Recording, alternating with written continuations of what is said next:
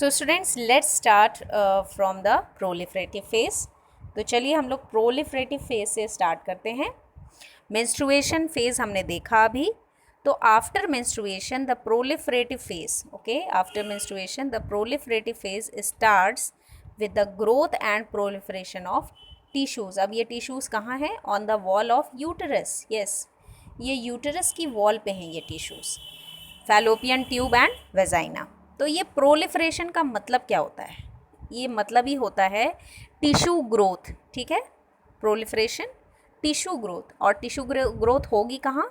Uterus की walls पे, fallopian tube की वॉल पे और वेजाइनल वॉल पे। तो ये आपको लर्न रखना है। अब ड्यूरिंग प्रोलिफरेटिव फेज चेंजेस क्या क्या आएंगे? तो you can see here two headings are given, changes in uterus and changes in ovary.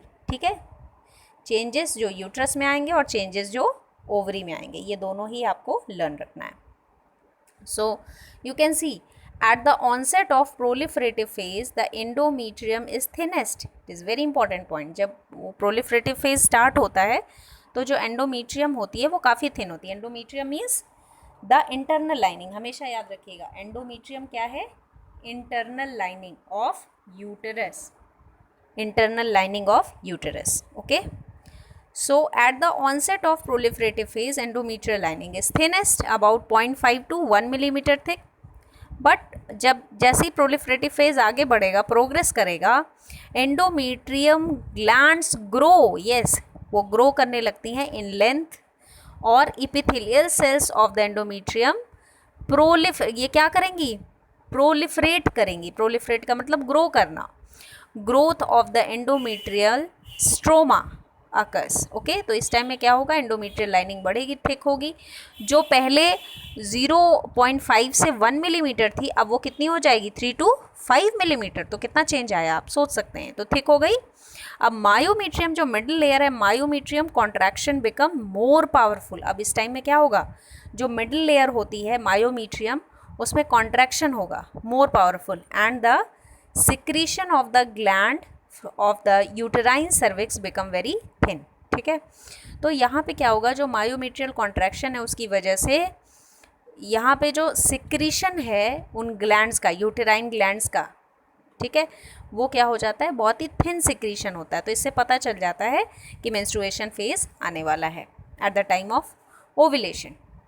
अब जैसे ही ओव्यूलेशन होगा, मतलब सेकेंडरी ओवोसाइट निकल के फैलोपियन ट्यूब से कहाँ आने लगेगा? यूट्रस की तरफ।